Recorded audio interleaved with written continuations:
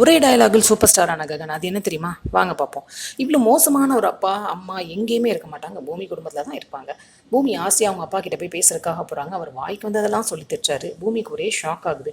உனக்கு ஆரத்தி எடுத்து வரவேற்றோன்னு நினச்சியா? அது என் மனசில் எரிஞ்சுட்டு இருக்க தீ. நீ உன் இஷ்டத்துக்கு கல்யாணம் பண்ணிட்டு வருவோம், உங்கள் 2 பேரும் நான் சந்தோஷமாக ஏற்றுக்கணுமா அப்படின்னு கோவத்தில் கத்துறாரு சந்திரா.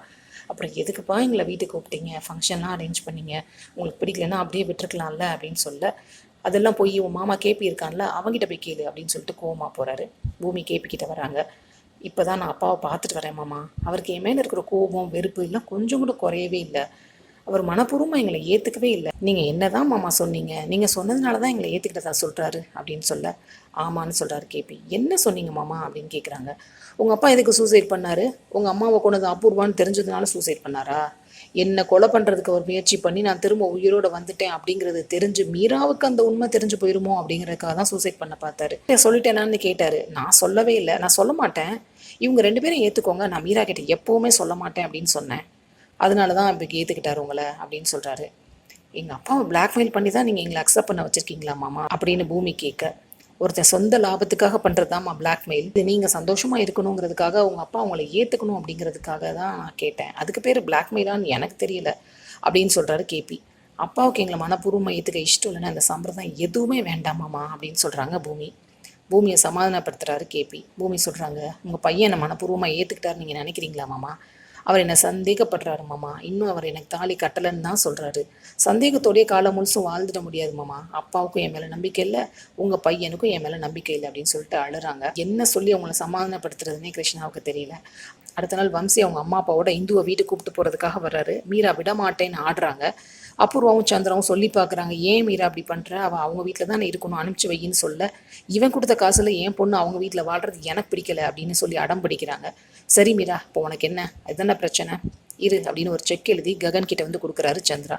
என் தங்கச்சி பொண்ணுக்கு நீ செஞ்ச உதவிக்கு ரொம்ப தேங்க்ஸு, அதை நான் உனக்கு திரும்ப கொடுத்துட்றேன், இதை வாங்கிக்கோ அப்படின்னு சொல்ல, உடனே பூமி சொல்கிறாங்க, அவர் சொந்த தங்கச்சிக்கு அவர் காசு கொடுத்ததுக்கு நீங்கள் அதுக்கு திருப்பி கொடுத்தா அவருக்கு அவமானப்படுத்துகிற மாதிரி ஆகாதாப்பா அப்படின்னு கேட்க, உடனே மீரா துள்ளி குதிச்சுட்டு பேசுகிறாங்க, அவனுக்கும் என் பொண்ணுக்கும் என்ன சம்மந்தம், அவனை எதுக்கு காசு கொடுக்கணும் என் பொண்ணுக்கு, அவன் கொடுத்ததுனால எனக்கு அவமானம் ஆயிடுச்சு அப்படின்னு கேட்க, நீங்கள் எதையுமே இப்படி யோசிக்காமலே பேசுங்க அத்தை அப்படின்னு சொல்கிறாங்க பூமி. உடனே மீரா சொல்கிறாங்க, ஆமாம்மா, இப்போ அவன் உன் வீட்டுக்காரன் ஆயிட்டான்ல, நீ அவனை தலைமையில தூக்கி வச்சுட்டு தான் பேசுவ, ஆனால் நீ மறந்துடாத, அவன் எப்போவுமே எனக்கும் என் பிள்ளைங்களுக்கும் எதிரி தான் அப்படின்னு ஆடுறாங்க மீரா. ஏன் சின்னம்மா இப்படி பேசுகிறீங்க, இது என் குடும்பம்னா நான் நினச்சிட்டு இருக்கேன் அப்படின்னு அவர் சொல்ல, போதும் நாடகத்தை நிறுத்து அப்படின்னு மீரா கத்துறாங்க.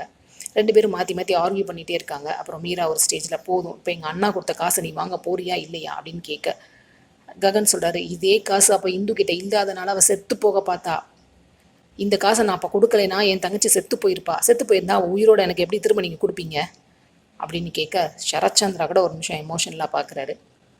என் தங்கச்சிக்காக உயிரை நான் காப்பாற்றுறதுக்காக நான் கொடுத்த காசை நான் எப்படி திரும்பி வாங்கவே மாட்டேன் அப்படின்னு சொல்கிறாரு.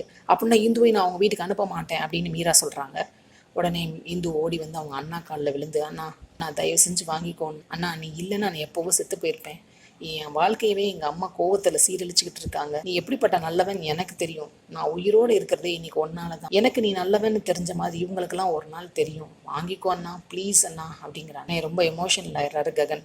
சரிடா வாங்கிக்கிறேன், சொந்த மகளோட வாழ்க்கையை கெடுக்கிற இந்த அம்மாவோட மனசு எனக்கு இல்லை, அதுக்காக வாங்கிக்கிறேன்டா, என் தங்கச்சியும் என் மாப்பிள்ளையும் பிரித்து வைக்கிற மனசு எனக்கு இல்லை, அதுக்காக வாங்கிக்கிறேன்டா அப்படின்னு சொல்லிட்டு, இப்போ கொடுங்க மிஸ்டர் சரத்சந்திரா, இங்கே பாருங்கள், நீங்கள் என் வீட்டுக்கு வந்து என்னை மருமகனை ஏற்றுக்கிட்டீங்க, நீங்கள் கொடுக்குற இந்த செக்கை நான் வாங்கிக்கிறேன், ஆனால் இது வந்து என் தங்கச்சிக்கு நான் கொடுத்த பணத்தை நான் திரும்ப வாங்குறதுக்கு அர்த்தம் கிடையாது, உங்கள் பொண்ணுக்கு நீங்கள் கொடுக்குற கட்டணமாக நினச்சி இதை நான் வாங்கிக்கிறேன் அப்படின்னு சொல்லிட்டு செக்கை வாங்கிட்டு வேகமாக வெளில போய்ட்றாரு. இப்படி ஒரு பாசக்கார அண்ணன் இந்த வீட்டில் தான் மோசமான அம்மாவும் இருக்காங்க. அடுத்து என்ன நடக்க போகுது வெயிட் பண்ணி பார்ப்போம். சீரியல் அப்டேட்ஸ்க்கு எங்கள் சேனலை சப்ஸ்கிரைப் பண்ணுங்கள். மீண்டும் அடுத்த அப்டேட்டில் சந்திப்போம்.